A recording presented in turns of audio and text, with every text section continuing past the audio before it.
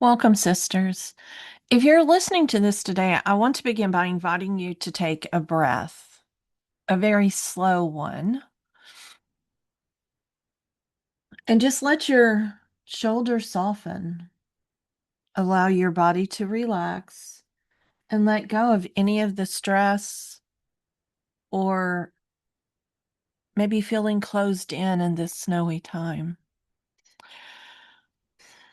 There's a question that I received on my website in my priestess class that I feel like speaks to not just the person that asked it, but to a lot of us right now, including me.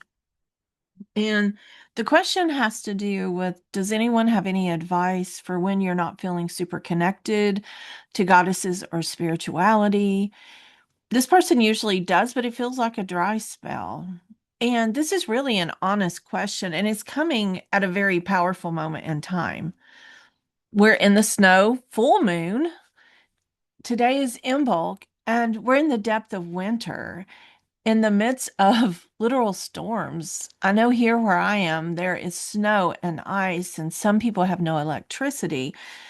And energetically, we're still moving through the year of the snake, even as the fire horse begins to approach quickly, I think on the 17th. So if things feel really quiet or tender or resistant or slow, there's deep wisdom in it. I want you to know, and I want to say to you that a dry spell is not a spiritual failure. You're not disconnected. It's not that the goddesses or God or whoever that you're working with has lost favor with you. Your intuition is off. Your devotion's not enough. That need to be constantly going is not part of spirituality. Spirituality holds no guilt in regards to how much we perform, how much we connect, how much we are with other people.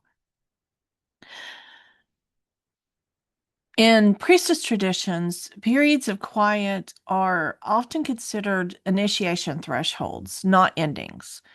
So we live in a culture and sometimes even in spiritual spaces that glorifies intensity. I have to watch this my own self. This is a personal thing that I go through. Constant ritual or connection or messages or movement is not normal. The soul does not move that way, and especially not in the winter. Today is Imbolc, and it's often described as the return of the light, but that doesn't mean a blazing fire. Think about it as like embers. There's warmth beneath the ash, there's potential, but it's not time to act out. And Imbolc teaches us that we need to prepare the hearth, prepare the fireplace, prepare the home. We must tend to the wick of a candle and not to rush the fire. A forest flame burns out so quickly, and a tended ember lasts. So this is the thing. Energetically, we're still in the shedding phase of the snake. The snake does not move fast. It pauses, it molds, and it becomes vulnerable while it sheds its skin. So right now, you're feeling vulnerable. And if your spirituality feels really raw or quiet right now, just ask yourself, what identity are you shedding? Are we letting go of the old identity that people knew us as? Are we letting go of an identity that we have for ourselves? And when we change that identity, our practice changes. Sometimes our way of practicing no longer fits. Maybe the vibrant dancing comes to slow movement. Maybe the idea of having a spell every day comes to quiet meditation. And then also ask yourself, what expectations have you outgrown? I don't expect to get up every single day and be in the mood. It was kind of weird because the last few days, I've kind of haven't wanted to do this either. I've been vegging out and watching TV and taking a break. And my old self would have made me feel so guilty. I would have felt so bad doing that. But it's okay. I actually slept the last 2 days till like 9 or 10 o'clock, and usually I'm up at 5, 6, 7 o'clock. And I feel good. My body feels good. I had to stop instead of berating myself and say, I guess I needed that. And I did. I go a lot. And I go because it's fun. And when it stops being fun, that's when we have to stop. When it stops being fulfilling us. And I know that's such a hard concept because people are like, well, that's just, so selfish, so this, so that. No, actually, our lives is our lives. And we can only do so much. During snake energy, forcing movement can actually slow your transformation. It can actually slow your change. And sometimes the soul pulls inward because it's releasing something old. And that process takes presence, not performance. Now, here's the important piece: the fire horse does not arrive gently. This energy is going to come in fast and expansive. It's going to be very action focused, bold, and it's going to consume you. Your decisions are going to be quick. Life is going to ask for action. Opportunities are going to appear suddenly, and momentum builds fast. Now, if you try to rush this now, you're going to enter the fire horse energy on the 17th exhausted, ungrounded, and spiritually scattered. Think about this. What if this so called dry spell is actually preparation? What if your soul is saying, slow down now so you can move wisely later?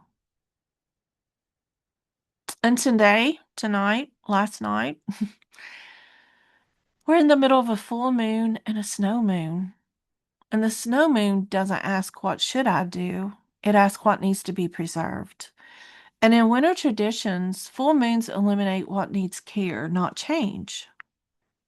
The moon's showing you where you've overextended. Have you focused too much on your spirituality and not lived in the physical world? Do you feel pressure for devotion? Do you feel like this is more of an effort than a relationship? The snowstorm that I see outside kind of mirrors the storm inside. It's makes us pause. I can't go anywhere. We stay warm. I've never had the heat on this high. It's up to 70. I usually keep it on 65. It has been a wonderful time for me to turn inward and really figure out what it is that I want to do.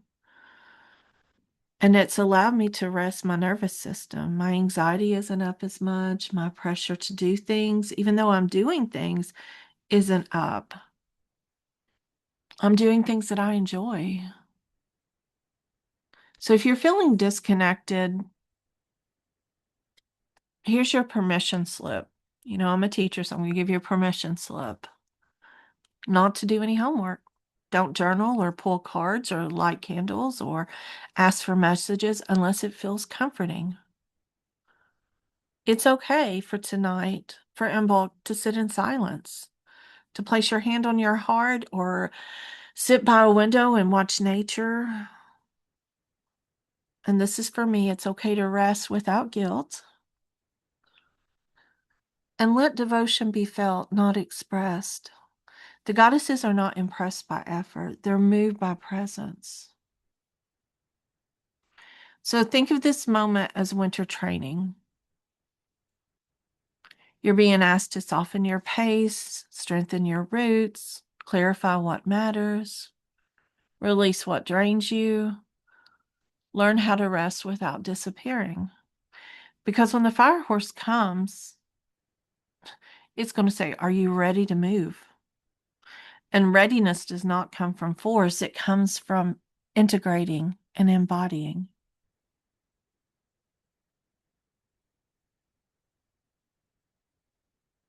And if you're in a dry spell, let this be your truth.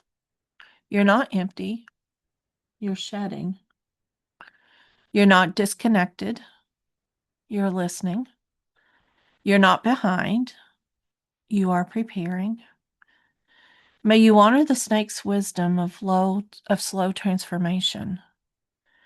May you tend the ember of Imbolc without rushing it into flame.